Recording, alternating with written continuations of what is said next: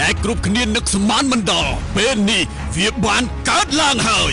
នេះគឺជាសប្តាហ៍ដ៏ពិសេសបំផុតមិនអាចរំលងបាន6គូលើសង្វៀន Extreme Cambodia គុនខ្មែរប្រមូលផ្ដុំដោយអាត្រិចអ្នកចម្បាំងលំដាប់ជួរមកគុនខ្មែរតតាំងនិងកំពូលអ្នកប្រយុទ្ធគុនចម្រុះមកពីជុំវិញពិភពលោក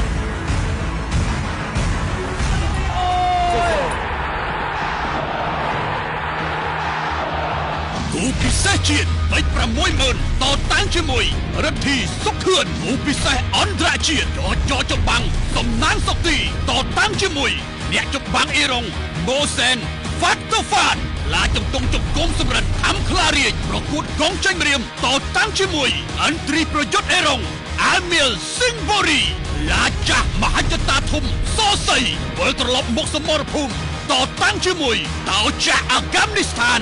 រេសាអ៊ីណាពីចាន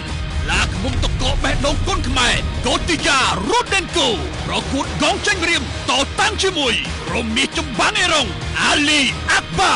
អ្នកលេងអំបោះឆៅធុនរទ្ធីប្រកួតកងចេញរៀមតតាំងជាមួយរាជសីក្រញ៉ាំដៃអេរ៉ុងយ៉ូសេវខេបម៉ាទីតើគូប្រកួតមួយណាខ្លាចជាម្ចាស់ប្រាក់លាន Fight of the Wing តើនរណានឹងខ្លាចជាម្ចាស់ប្រាក់លាន KO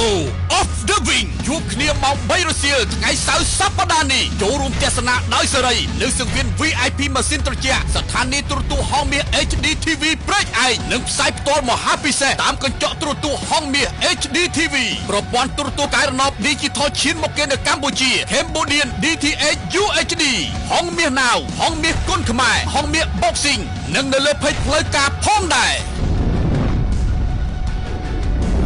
Extreme Cambodia គុនខ្មែរឧបត្ថម្ភផ្ដាច់មកដោយទឹកពិសាកម្ពុជាបន្សុទ្ធគ្រប់ដំណក់ជាមួយបច្ចេកវិទ្យា Smart Ripple Filter